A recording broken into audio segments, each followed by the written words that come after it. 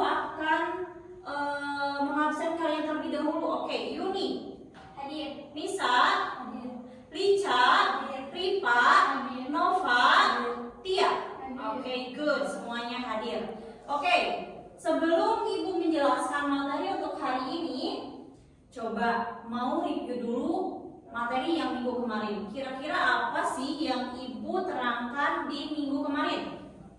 Oke, Rica, apa? Konsep pembelajaran dari lingkup kreativitas. Terus apa lagi ya? Lingkup. Oke, apa Yun? Konsep pembelajaran dari lingkup motivasi dalam ranah psikolog. Oke, good. Kira-kira konsep pembelajaran dalam lingkup kreativitas apa saja? Apa, Pak? PBL yaitu project based learning. Terus apa lagi? Apa? Discovery learning. Good. Kemudian ruang lingkupnya pembelajaran dari psikolog. Apa, Tia? Good. Apa lagi? Cognitive vision. Oke, good. Semuanya bagus. Itu adalah materi yang telah diajarkan di minggu lalu. Oke, hari ini kita akan mempelajari tentang dasar-dasar dan teori manajemen. Oke, adapun tujuan dari pembelajaran hari ini adalah kalian mampu memahami tentang apa dasar-dasar dan teori manajemen. Ibu ngambil beberapa referensi buku. Yang pertama dari George Terry, kemudian dari Brown tahun 2008. Kita awali dengan Ibu menjelaskan, setelah itu kalian berdiskusi. Setelah berdiskusi, kalian nanti akan diberikan soal quizzes dan yang terakhir diakhiri dengan review pembelajaran. Oke? Sebelum Ibu menjelaskan tentang dasar-dasar manajemen, coba kalian tuliskan apa aja yang ada di benak kalian tentang teori atau pembelajaran hari ini. Silahkan tulis kelompok 1 ke depan, kelompok 2 juga ke depan. Oke, silahkan.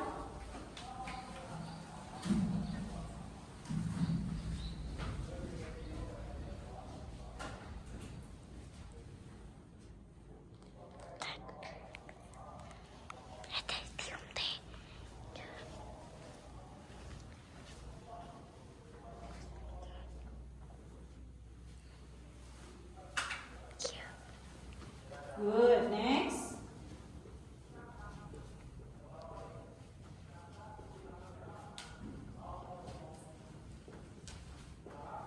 Good.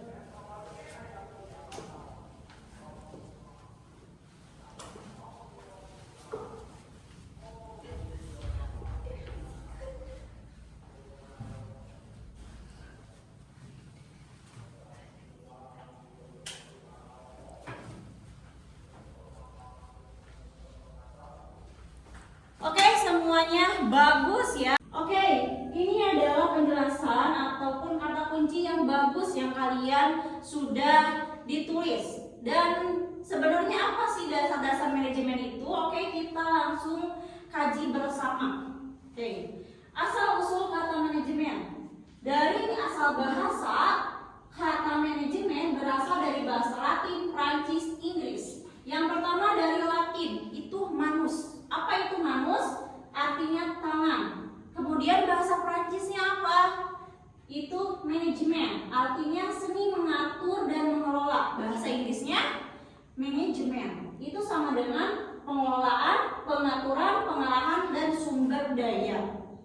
Nah, adapun pengertian dari manajemen itu sendiri menurut George Terry adalah proses perencanaan, pengorganisasian, pengarahan, pengawasan terhadap sumber daya untuk apa? Mencapai tujuan secara efektif dan efisien. Nah, karena banyak sekali bahasa yang digunakan dalam manajemen, manajemen itu ada manajemen pendidikan, manajemen akuntansi, manajemen ekonomi ya yang kalian pelajari sekarang. Kita belajar dulu tentang bahasa manajemen. Ini diambil dari prinsip utama versi Brown tahun 2008. Yang pertama, proses belajar perlu dilatih berulang agar keterampilan menjadi otomatis. Yang ketiga ada penggerakan pelaksanaan atau actuating. Dalam bahasa Inggrisnya apa itu? Nah, ini itu adalah menggerakkan menggerakkan orang-orang agar melaksanakan tugas sesuai rencana. Ya, ini sebagai pemimpin atau pimpinan yang bertanggung jawab. Dan yang terakhir ada pengawasan atau controlling. Controlling di sini bukan hanya dari pemimpin, tapi langsung dari siapa? Dari Allah Subhanahu wa taala. Kemudian ada macam-macam gaya kepemimpinan. Gaya kepemimpinan menurut Kamaluddin Shah juga ada 3. Apa saja? Yang pertama itu gaya kepemimpinan otoriter. Nah, gaya ini yaitu mengambil keputusan sendiri dan mengharapkan bawahan untuk mengikuti tanpa banyak pertanyaan. Jadi gaya otoriter ini adalah seperti kerajaan ya, kerajaan-kerajaan seperti itu. Jadi langsung diputuskan oleh pimpinannya, langsung saya berpendapat bahwa ini harus seperti ini dan semuanya harus mengikuti. Kemudian yang kedua ada partisipatif atau disebut juga dengan demokratis. Contohnya di mana? Contohnya di Indonesia. Indonesia juga ini termasuk negara yang demokratis. Dan yang ketiga ada gaya kepemimpinan bebas atau laissez-faire. Apa ini? Nah, memberikan kebebasan penuh kepada bawahan untuk mengambil keputusan sendiri. Kalau tadi yang pertama itu otoriter, keputusannya di siapa? Pemimpin. Kalau yang terakhir itu gaya kepemimpinan bebas, keputusannya di siapa? Sendiri. Nah, ini ada contoh penerapan manajemen. Kita karena di ekonomi syariah, jadi saya mengambil di lembaga keuangan syariah atau bank syariah.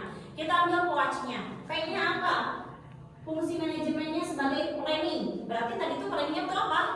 Perencanaan, menyusun rencana pembiayaan berbasis akad murabahah atau mudharabah sesuai prinsip syariah. Yang kedua fungsinya apa?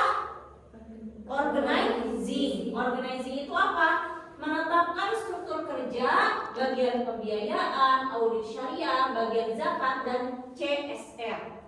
Yang ketiga apa? Actuating. Actuating itu sebagai apa? Memberikan pelatihan kepada pegawai agar memahami produk syariah. Dan yang terakhir, keempat, controlling. Controlling berarti apa? Mengontrol. Mengontrolnya melakukan audit internal syariah agar transaksi berjalan dengan baik dan halal. Oke, sampai di sini. Ada yang ingin ditanyakan? Apa? Apa perbedaan antara manajemen dan kepemimpinan? Oke, pertanyaan yang menarik, bagus dari Lica. Apa perbedaan dari manajemen dan kepemimpinan? Oke, kalau misalkan kepemimpinan itu dia bersifat menginspirasi, karena dia sebagai pemimpin, menginspirasi, memberikan contoh yang terbaik agar apa? Agar ditiru. Kalau misalkan manajemen itu fokus kepada pengelolaan yang baik dan perencanaan serta pengawasan yang baik. Seperti itu, Lica. Sudah dimengerti? Sudah. Oke, sekarang waktunya fokus group discussion. Oke, ini dibagi 2 kelompok. Ada kelompok 1 dan kelompok 2. Pertanyaannya di depan. Ini lebih ke pernyataan sih, tapi nanti kalian jawab sesuai dengan pendapat kalian masing-masing, siap? Oke, pemimpin yang efektif adalah pemimpin yang memiliki gaya manajemen otoriter karena keputusan yang cepat dan tegas dibutuhkan dalam organisasi. Silakan. Kalian saya beri waktu 1 menit untuk berpikir. Ini Bu. Oke. Menurut saya itu baik karena apa? Hal ini menghindari konflik dan kebingungan arah kerja ketika pemimpin bersikap tegas dari mengontrol penuh, bawahan tidak bingung terhadap siapa yang bertanggung jawab atau apa yang harus dilakukan. Oke, yang lain? Ya, Bu. Siapa? Tipa, gimana Pak? Tapi menurut saya tidak baik karena hal ini mengabaikan potensi dan ide dari bawahan dalam organisasi modern. Banyak ide cemerlang justru datang dari kalangan bawah. Ada yang lain? Gimana Tia? Gak gitu juga sih. Hal ini meminimalkan risiko kesalahan dalam pekerjaan pekerjaan berisiko tinggi, misalnya kesehatan, keamanan, penerbangan. Keputusan sepenuhnya dari atasan bisa menghindari risiko kesalahan dari banyaknya opini yang tidak kompeten. Bisa, yang lain? Ada Bu, Gimana? emang kayak gitu ya, tapi hal ini tidak sesuai dengan semangat kolaborasi zaman sekarang karena di dunia kerja kini mendorong teamwork. Oke, good. Terus, gimana Nis? Enggak juga, kalau menurut aku hal ini bermanfaat untuk karyawan baru atau tidak berpengalaman. Karyawan yang belum memiliki inisiatif tinggi atau pengalaman kerja cenderung lebih nyaman bekerja di bawah instruksi yang jelas dan langsung. Ada? Gimana Nova? Justru hal ini menurunkan kepercayaan dan loyalitas kepemimpinan yang terlalu dominan, bisa membuat bawahan merasa tidak dihargai dan akhirnya kehilangan semangat serta loyalitas terhadap organisasi. Oke, semuanya bisa dipahami ya. Tapi kalau misalkan kepemimpinan yang otoriter itu, sebenarnya itu tergantung bagaimana masyarakat melayaninya atau bagaimana partisipasi masyarakatnya. Kalau mereka setuju boleh, tapi di negara Indonesia khususnya umumnya itu memakai apa? Kepemimpinan apa? Demokrasi. Seperti itu ya. Sekarang Puizi silahkan buka link yang telah Ibu berikan kepada kalian. Oke, 1, 2, 3, mulai.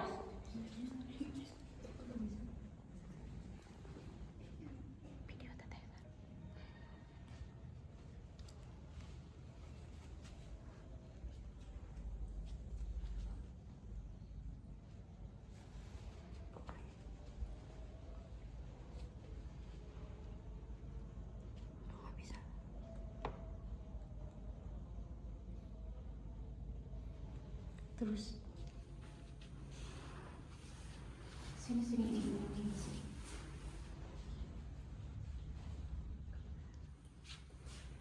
Gimana setelah mengisi kuisis? Seru. Ada yang susah? Ada yang gampang? Materinya yang tadi dijelaskan ada? Oke, setelah melihat hasil, ternyata pemenangnya adalah Eng Nova. Salah satu. Silakan Nova ke depan. Kita kasih reward buat Nova. Silakan Nova ke sini. Selamat, beng-beng cinta untuk Nova. Oke, pembelajaran hari ini dicukupkan sampai di sini. Sebelum Ibu tutup, Ibu mau review dulu, tapi reviewnya coba Ibu mau dari mahasiswa. Siapa yang berani untuk mereview untuk hari ini? Pelajaran hari ini? Saya Bu. Silahkan Yun ke depan.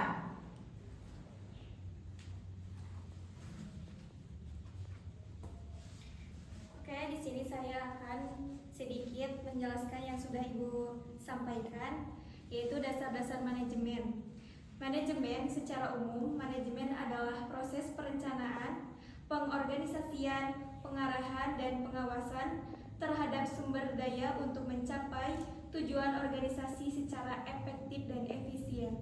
Adapun fungsi manajemen dalam ekonomi syariah, yang pertama yaitu perencanaan atau planning, yang kedua pengorganisasian atau organizing, yang ketiga ada penggerakan atau pelaksanaan, actuating, yang terakhir ada pengawasan yaitu controlling. Oke, tepuk tangan dulu untuk ini. Oke, bagus ini duduk. Alhamdulillah pembelajaran hari ini telah selesai. Untuk menutup pembelajaran hari ini, mari kita tutup dengan kifaratul majlis.